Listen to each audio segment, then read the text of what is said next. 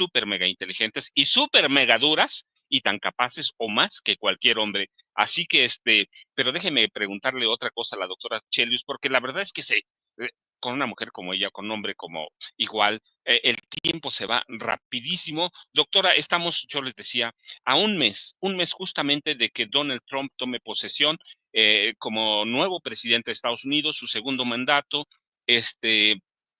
¿Qué, qué, qué podemos esperar verdaderamente? Ya estamos a un mes, la retórica de Trump, su narrativa cada vez es más dura. Hay cosas que no va a poder cumplir, pero hay cosas que sí. Hay cosas que va a cumplir y yo digo que una de ellas es que sí van a deportar a, no sé, a decenas de miles de personas, no sé si millones, porque no les va a alcanzar, ni le alcanzaría el tiempo, ni su economía, pero qué podemos esperar a partir del día uno? Nosotros que nos interesa 3.200 kilómetros lineales de frontera, qué debemos esperar, qué sí puede hacer posible este tipo que de pronto es el ejemplo de una cultura patriarcal, pero plena? Fíjate, Toño, que lo último que debemos hacer es no creerle. Yo creo que Donald Trump, digo, más allá de que le parezca a uno el tono, el estilo, la personalidad, digo, es un, digamos, en el caso de México es muy fácil decir que es como que casi el villano favorito porque se construyó como tal desde su primer periodo, pero goza del voto mayoritario y el voto popular famoso en Estados Unidos quiere decir que una mayoría no calificada, una mayoría, y ahorita les voy a decir por qué importa esto, pero goza del apoyo popular, hay mucha expectativa sobre su presidencia, mucho de lo que él prometió, la gente apoya lo que él prometió, entonces tenemos que ser como muy serios y decir, él va a buscar hacer lo que prometió. Vamos a quedarnos en el tema migratorio ahorita. ¿Y qué quiere decir esto? Que efectivamente va a instrumentar, como lo hizo en su primer gobierno, una serie de elementos para desplegar. Por ejemplo, ahorita está intentando hacer cambios a la normatividad que impiden que los militares participen en acciones de detención o de detención de personas migrantes. Y podría cambiar eso y eso implicaría que sume agentes a ese trabajo, podría ser. Es difícil también, acuérdate, y tú lo conoces muy bien, Estados Unidos es un país de leyes, en Estados Unidos sí hay un debate y sí pueden interponer y sí hay apelación y sí puede llegar hasta la última instancia, que es incluso la Suprema Corte, pero la Suprema Corte está muy cargada a la derecha, es muy conservadora y está muy alineada a lo que Trump piensa, o sea, ese perfil de población que realmente sí lo representa muy bien Donald Trump. Entonces, sin negar eso, nosotros lo que tenemos que ver es que les va a costar, se les va a hacer difícil, es complicado, ni les conviene. Eso allá ellos, porque realmente, efectivamente, hay estudios en la misma sociedad estadounidense, están en un debate muy fuerte sobre cuál sería el costo, el aumento de la inflación, Paco, que causaría, sobre todo en ciertas áreas, la salida de un número importante de personas trabajadoras. En fin, toda esa numeralia la están haciendo ellos y que les cueste si es que ocurre. Pero el detalle es que eso tiene consecuencias, porque un país con inflación como Estados Unidos, a su vez, le pega a otras economías y nosotros somos la de junto. Y la de junto y con una alta dependencia de esa economía. Aquí yo creo que lo que está haciendo el país, el nuestro, México, y yo veo en eso algo positivo, lo estoy viendo ahora, porque acuérdate que ayer fue el Día de las Personas Migrantes, y es, ¿qué vamos a hacer desde México para primero reconocer, dejar de la visión de avestruz, ¿no? De que vamos a ver hasta que el 20 de enero a ver qué anuncia Trump. No, señores. Aquí lo que procede es lo que yo veo que se empieza a anunciar, sobre todo a nivel más local. Fíjate que en la Ciudad de México, ayer me tocó estar en la alcaldía de Iztapalapa y se instauró la Comisión de Interculturalidad, que es una ley que se aprobó en México desde hace 15 años, pero ha tenido sus tiempos y todo. Bueno, se vuelve a instalar, se instala a nivel local, pero bueno, Iztapalapa tiene 2 millones de habitantes y es un lugar que ha albergado a personas que retornan al país o personas que transitan el país y que se van quedando a vivir en nuestra ciudad, en este caso en la Ciudad de México. Entonces instauran esta comisión para darle vida a todo el entramado legal que ya está ahí, Toño, ya te estoy diciendo, Paco. Y la otra es que también anuncia la jefa de gobierno, Clara Brugada, bueno, la Ciudad de México anunció un decálogo de medidas que el gobierno de la Ciudad de México específicamente va a instrumentar para apoyar el proceso de tránsito, alojamiento, retorno migratorio. Y en ese sentido, bueno, pues yo ahorita te voy a mencionar algunas porque creo que tienen que estar bien atentos con eso, sobre todo desde Estados Unidos. También vi a la gobernadora de Baja California diciendo que están preparando lugares para recibir personas, albergues. Le preguntaban si tenía recursos específicos, si le estaban dando dinero a la federación, y ella dijo que específicamente no, porque iban a preparar, dependiendo las acciones, era lo que se iba a solicitar y contaban con ese apoyo. Entonces, digo, estas son las que yo tengo monitoreadas para el día de hoy, pero me parece importante porque ya se empieza a ver la acción concreta. No nada más el rollo de que, bueno, sí, los queremos mucho y vengan, no, sino cosas que tienen que ver con ciertas medidas que es muy importante que la gente tome nota. Miren, en México se aprobó hace menos de un año una dispensa de la apostilla para las actas de nacimiento de los hijos de mexicanos, esos niños, niñas, adolescentes que hayan nacido en el extranjero, que tienen derecho a la doble nacionalidad. Porque hasta hoy la doble nacionalidad pues es un poema, Paco, porque a la hora de instrumentarla pues se topan con todo el entramado burocrático que incluye el máximo punto que dificulta todo para las personas, y es esto rollo de la apostilla, que es un sello que ponen las autoridades estadounidenses, pero que se dispensa. Sin embargo, van a decir, bueno, no, esta es la historia de nunca acabar. Se dispensa, hay aplausos, todo el mundo, casi lloramos de que se consiguió algo que se viene peleando desde hace 10 años. Imagínate, quitarle un sello a un documento, pero un sello de otro país, a un documento mexicano, y que por fin eso se vea como logro. Bueno, avanzamos. Resulta que se tiene que aprobar en los jurídicos de cada estado, de cada congreso.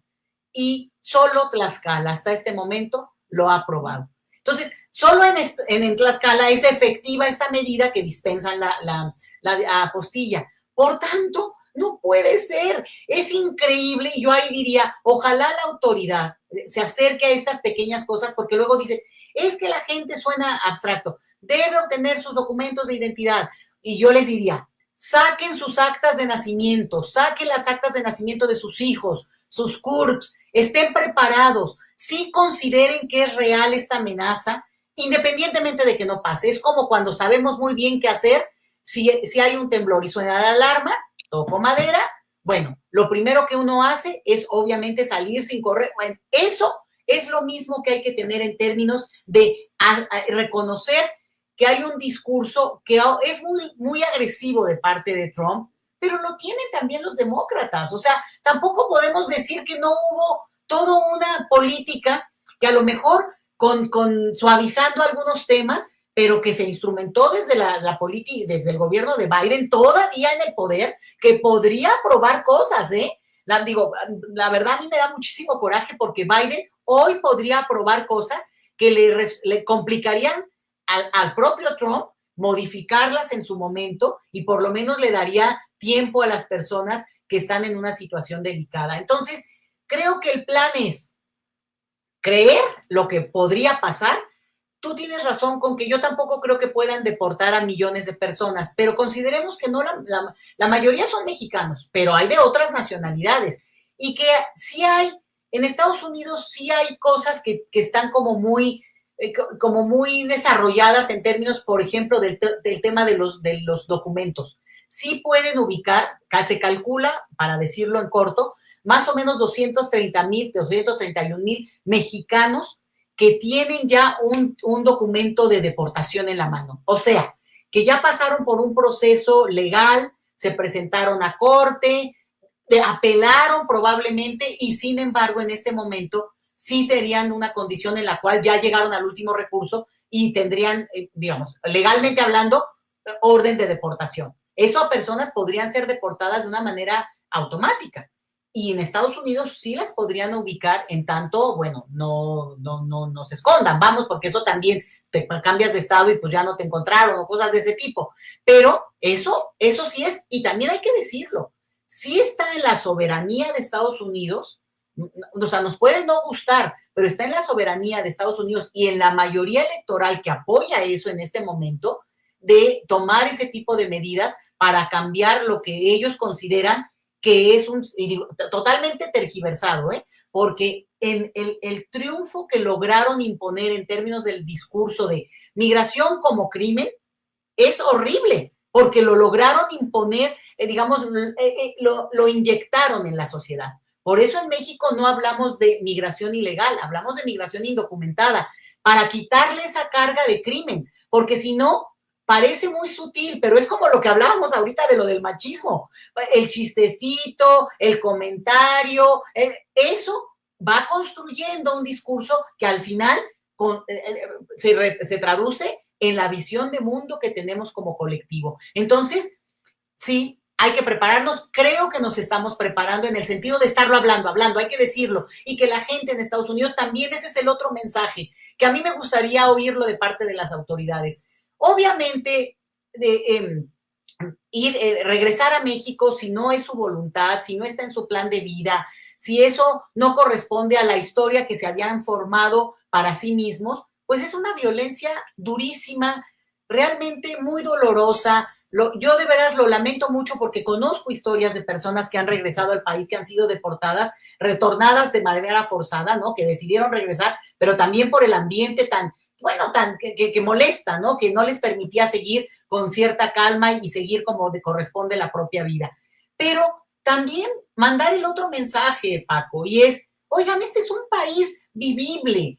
Claro que hay situaciones de violencia, claro que hay situaciones difíciles, pero las estamos o denunciando. O sea, el paso que se dio en México de decir basta, se acabó este enjambre de complicidades, ya no lo queremos ver más y la verdad debería de ir más aceleradamente. Nos enteramos apenas de lo del Infonavit, de manera pública, vaya, los que le saben a esos temas a lo mejor van a decir, ay no, yo lo conocía desde antes, pero de manera pública y dices, bueno, ¿cómo es posible que no los hayan denunciado desde antes?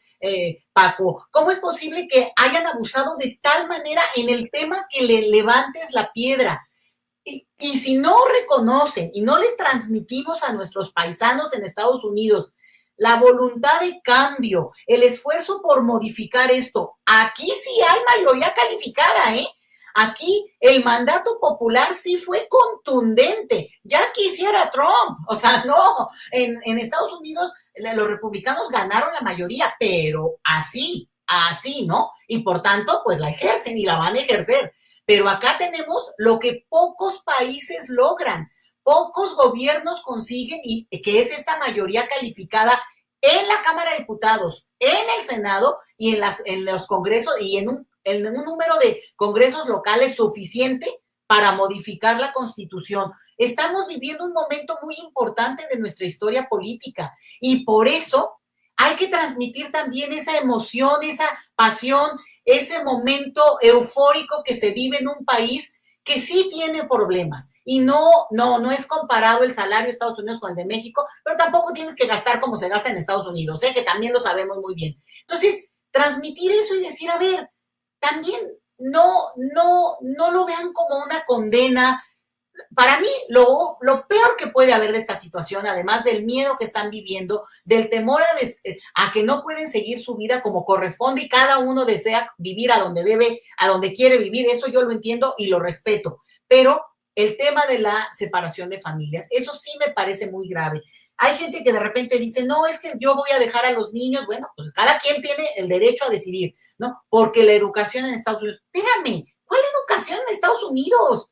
Tampoco me vengan a glorificar la educación en un país que tiene también muchos problemas y va a tener más, porque van avanzando en privatizar servicios como es salud y educación, producto de este proceso electoral, ¿eh? Bueno, no de ahora, pero sobre todo ahora. Entonces, ojo con eso. Creo que también hay que transmitir un mensaje positivo, abrazador desde México, de decir, no están solos, y tampoco vean a México como un lugar de porquería, ya basta. Si hay un plan B, se llama, digamos, su plan A es quedarse en Estados Unidos porque quieren, se les da la gana y es su derecho humano y así es. Bueno, Pero si hay un plan B, porque desafortunadamente la situación no es favorable, hagan un proyecto, establezcan una ruta. La gente maravillosa que se la jugó y que se fue a Estados Unidos en algún momento, es muy valiente, de verdad que mis respetos, yo respeto muchísimo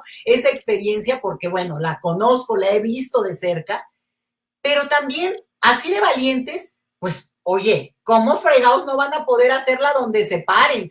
Entonces, sí creo que ese mensaje tenemos que transmitirlo nosotros, ojalá la autoridad, entiendo yo que por la situación siempre compleja acá, no puedes, no, ya regresense todos, por favor, pero en realidad te diría yo que si empezáramos a mandar ese mensaje, la gente cambiaría su visión, se atemorizaría menos y diría, hasta les hago el favor de quedarme allá en Estados Unidos, pero en realidad también tienen un país al cual volver, Paco, y yo creo que ese mensaje hay que transmitirlo. No, yo estoy de acuerdo con la doctora Chelius. Yo les comento, yo viajo muy a menudo a Tierra Caliente, que es una tierra peligrosísima, en apariencia, no, si es peligrosa, pero se puede viajar, se puede vivir. Viví 15 años en Estados Unidos, viajo todos los días prácticamente cuando estoy en Ciudad de México, entre el Valle de Toluca, una zona que de pronto está dominada, a veces parece por el narco, no, y la violencia, no, sí se puede viajar, se puede vivir, se puede trabajar, con todos los problemas, pero conozco bien Estados Unidos, las ciudades que viví, así que no, este es un país vivible, es un gran país y nos cuesta trabajo, como a todo mundo, los migrantes en Estados Unidos tienen que trabajar lomo a lomo, sol a sol, así que no, pero miren, ya se nos acabó el tiempo con la doctora Chelius. Sobre este tema podemos platicar horas, pero y a mí me da mucho gusto, la verdad, siempre platicar con ella. Pero doctora, ya se nos acabó el tiempo. ¿Con qué nos dejas? Yo te agradezco mucho que hayas platicado conmigo. Yo siempre digo, más que una entrevista, es una plática, va, de cuates para la familia sin censura. ¿Con qué nos dejas? ¿A dónde te buscamos? ¿A dónde te encontramos? Y gracias infinitas como siempre. Bueno, pues primero que nada, este es un espacio fundamental, porque de verdad, quien escucha acá, pues va tomando nota y yo eso lo celebro y lo agradezco siempre muchísimo. Ese sería el mensaje. No dejen de buscar información creíble, no las fake news que hay, Nanita, ¿no? Como da miedo que también tergiversan todo. Aguas con los abogados mañosos, porque están saliendo como igual los corruptos acá, nada más le levantas una piedra. Entonces, mucho cuidado con eso. Y la otra, mis redes, @Leti Chelius, que es mi apellido, y nada, estar pendientes de lo que se diga por acá. Muy feliz Navidad, muy feliz periodo de vacaciones, de festividades. A los que vienen a México, bueno, pues por acá nos vemos. A los que siguen este espacio, pues por acá en algún momento que nos inviten, también compartimos ideas. Y un abrazo enorme para ti, Paco. Pues, ¿qué te puedo decir? Un honor poder compartir contigo el espacio. Y a todo por allá, Toño, Vicente, Ceci, querida, también lo mismo. Abrazo y feliz Navidad. Y déjenme decirle antes de que se vaya la doctora, ella no me lo dice, pero es quizá la colaboradora con más tiempo en Sin Censura, mínimo 8 años. Así que, y también le dejamos un gran abrazo, pero eso se los comparto porque eso es la colaboradora más antigua de Sin Censura. Así que muchas gracias, doctora, y un gran abrazote de Navidad, si no nos vemos antes, pero seguramente nos veremos. Así que muchas gracias y buena Navidad.